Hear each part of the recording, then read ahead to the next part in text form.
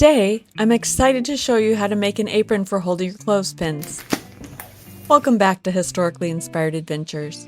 In my laundry video, one of the things that I would have done differently when hanging out hand-washed laundry was to have an apron to hold my clothespins.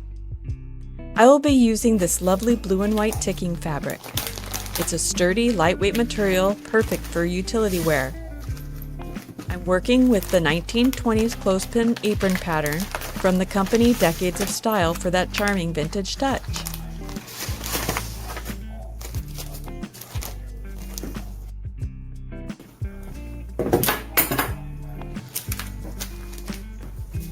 One of the things I really like about this pattern is it only has 3 pieces. It has the apron, the pocket,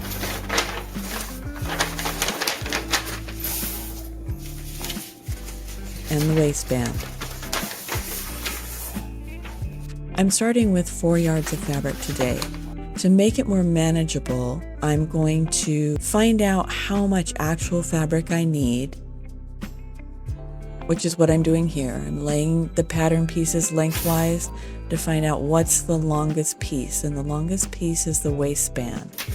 So I've laid out the waistband, and I'm going to just cut that piece off from the rest. The rest of that fabric is for a different project.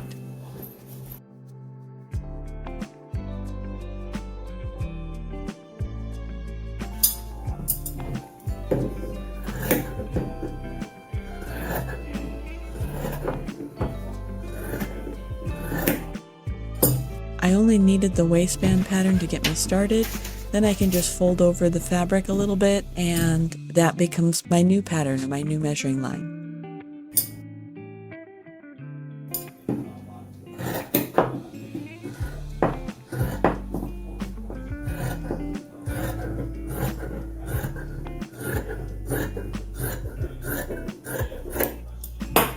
Let's get this out of the way.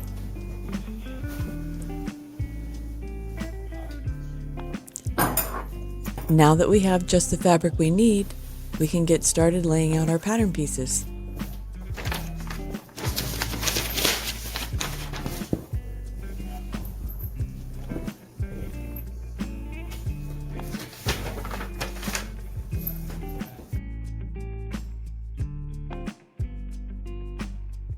The apron is cut 1 on center fold. The pocket is also cut 1 on center fold. Normally I do it on the fold, but I want to save as much fabric as possible. And I also want this visually to be straight. So I'm going to make the center fold one of these lines, in particular this line. So I'm going to mark this line as my center fold.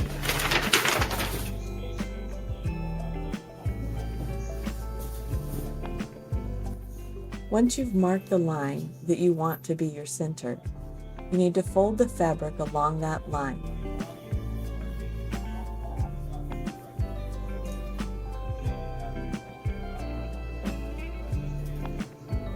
Then pin the fabric to hold it steady while you're placing your patterns.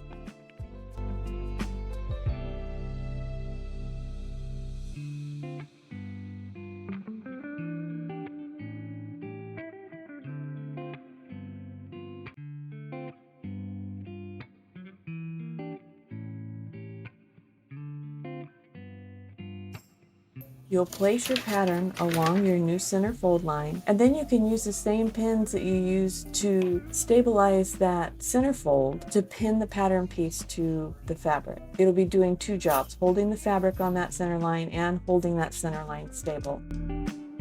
Once the apron piece has been pinned to the center fold line, then using the same center fold line, pin the pocket piece directly above the apron piece.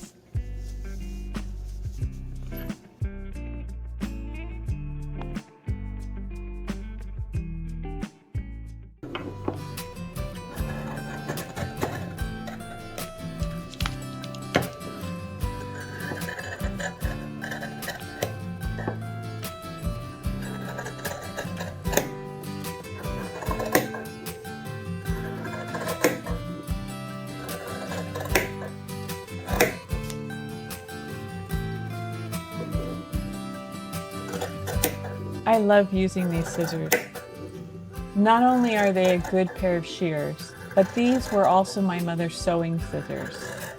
I can't help but to think of her every time I use them.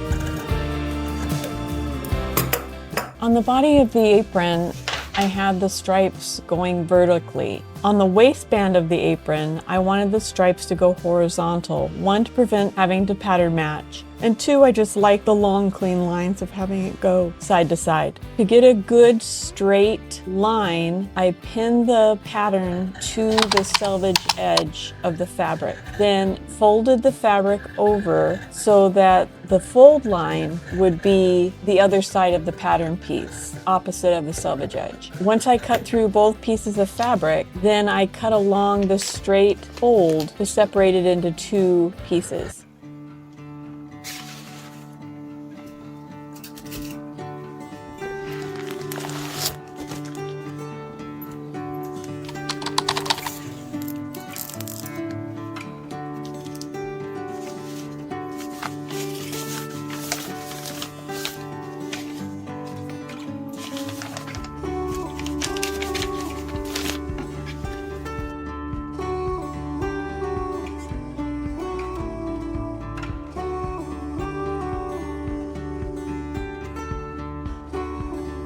The first step that we need to do is add the bias tape to the curved edge of the pocket piece.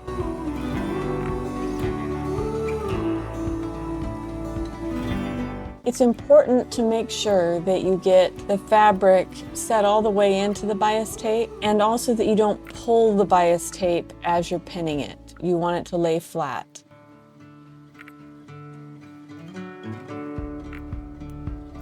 In my opinion, one of the magical things about this pattern is that all of your raw edges end up encased in either the bias tape or when you seam the waistband on.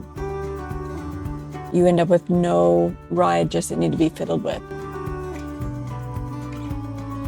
When I do my top stitching, I like to use one of the edges of my presser foot as a guide to keep my top stitching straight.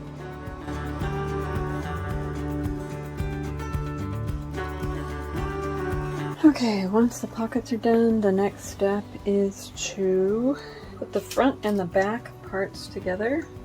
Now we are going to pin the bias tape all around the main body of the apron. You want to make sure that when you come to the pocket portion that you get both layers of fabric set deeply into the bias tape.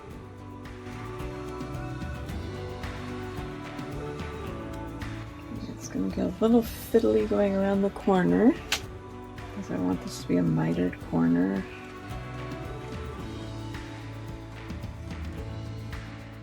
This apron doesn't have to be perfect. We're not wearing it to a ball. It's not a fancy hostessing apron. We need this apron to hold our clothespins while we're hanging laundry on the line. Besides the ease of making this apron, other things that I love about it are the functionality of it and the look of it. In fact, my daughter-in-law saw one that I had made earlier and loved it. And she asked for one, but she wanted it with a bib and long straps that crisscrossed in the back so she didn't have to tie it. She likes the hands-free aspect of it, and she wears it while she's baking. Remember that bias tape is stretchy. This helps us to get around corners and curved edges. You also have to remember not to stretch it while you're pinning and while you're sewing.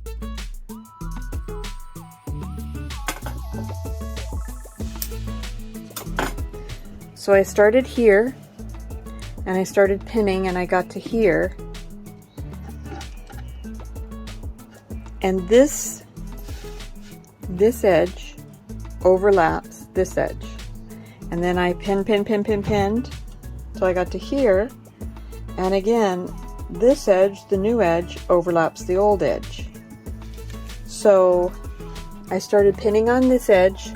I'm going to start sewing over here so that I'm always sewing on the top as I round this, so I don't have to worry about something unfolding and getting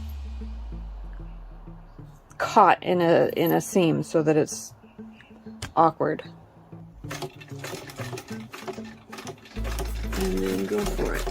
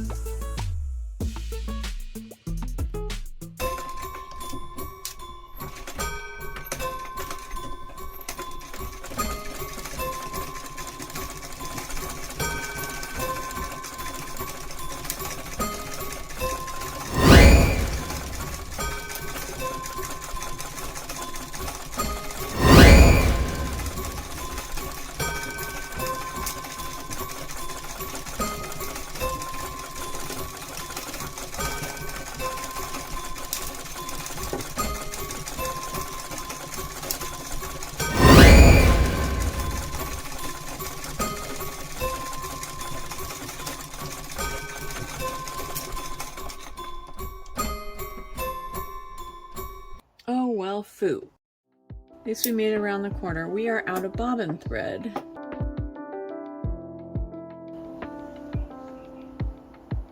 Oh, that's nice to know. That did not catch like it was supposed to. So, we are going to take a break here. We're going to need to repin that, and we need to also thread a new bobbin. I'm going to start here because I noticed that it didn't catch on the back.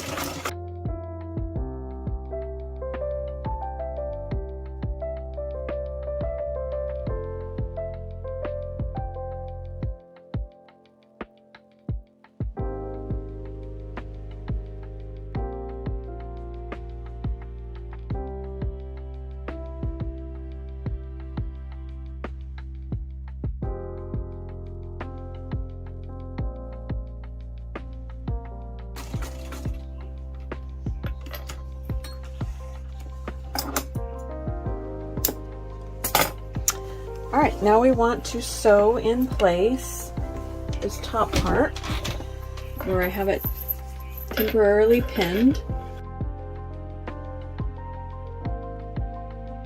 That's it. Oops. All right, we need to get our ties ready to go. What you do is you take one of the two waistbands and you find the middle. And then you find the middle of your apron.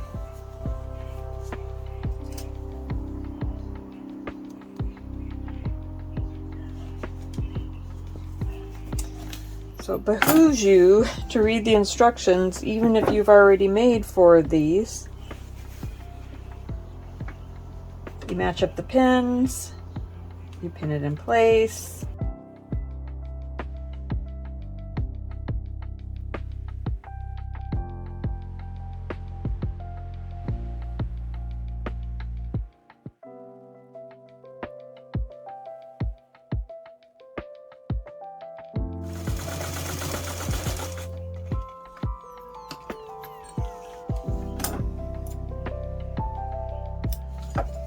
Now we take the other one and we chop it in half.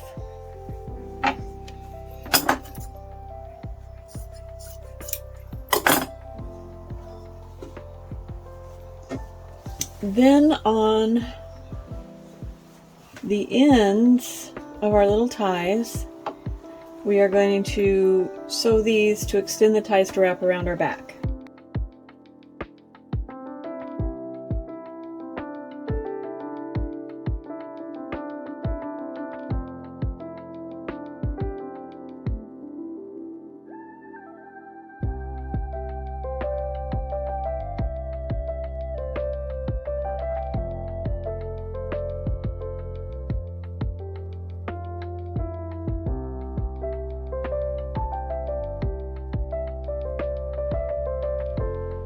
I'm going to go to the ironing board and iron these open like I did before.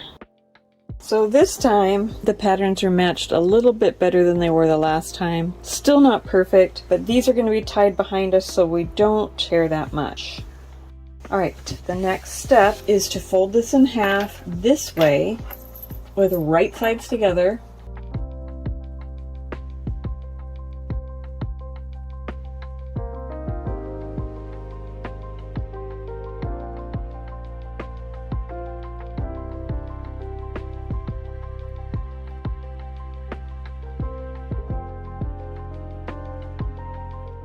Okay, and we're only going to pin up to this point because we're only going to sew up to that point. We're not going to sew this shut.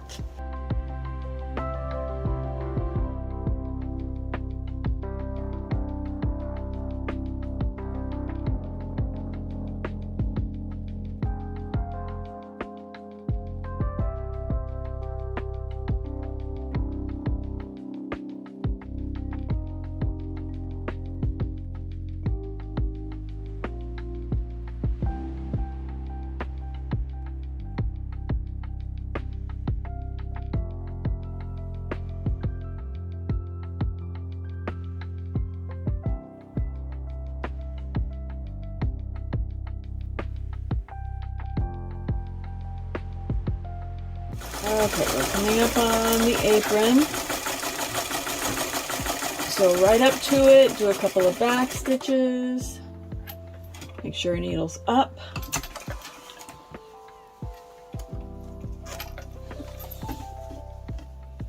We're going to do two things. We're going to trim off this tail, and then we're going to cut these corners at an angle, making sure not to cut our stitches.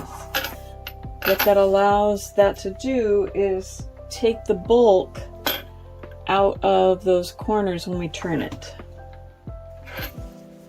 All right, go to the other side, do the exact same thing.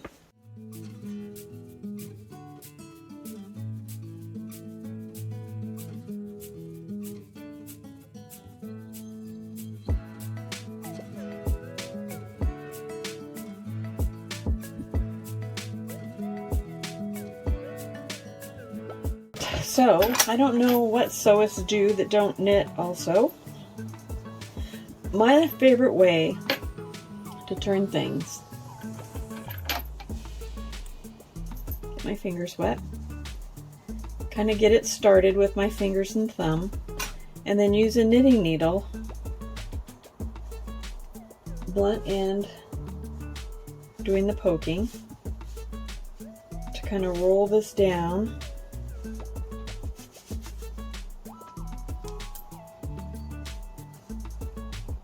Until I can get a hold of it out the out hole here.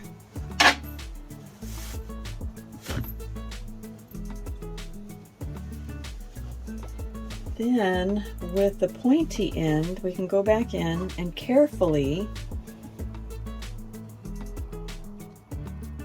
poke the corners out here. You do not want to be rough with it because it'll poke straight through the fabric. Like that. Did you see that? I was going to say ask me how I know, but then I went ahead and showed you, so now you know. So again, go to the end, kind of roll it till you can get it started turning back on itself. Use the blunt end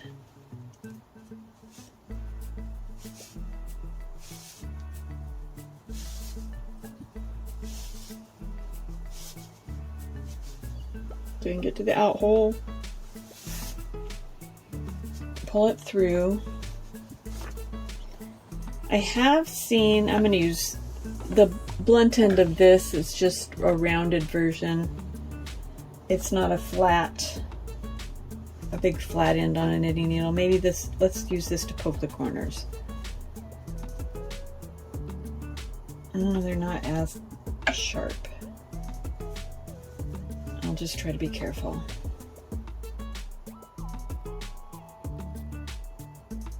Damn it.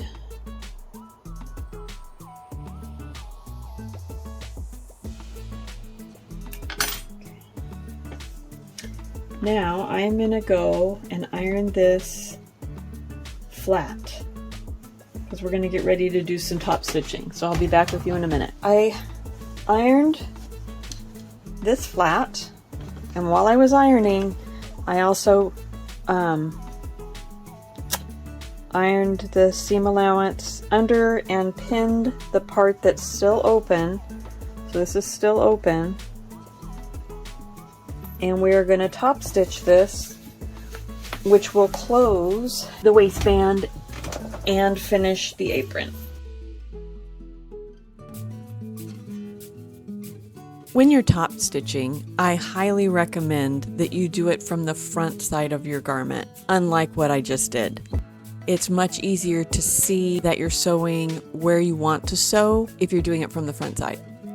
Also, I'm using a high contrast red thread because I like the look of it, but you can sew a thread that more closely matches your fabric choice to make it much less visible.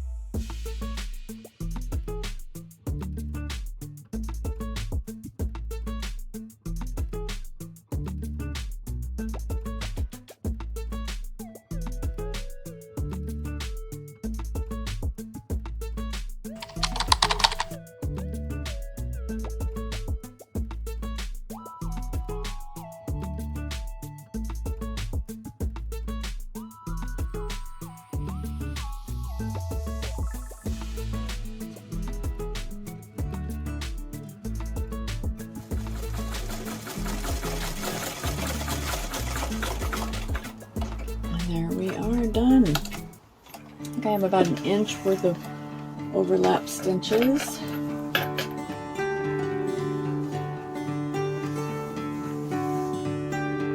Mostly straight. Here we have it.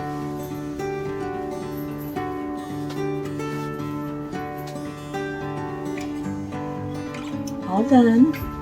Complete. Ready for your clothespins. Isn't that nice? It's cute.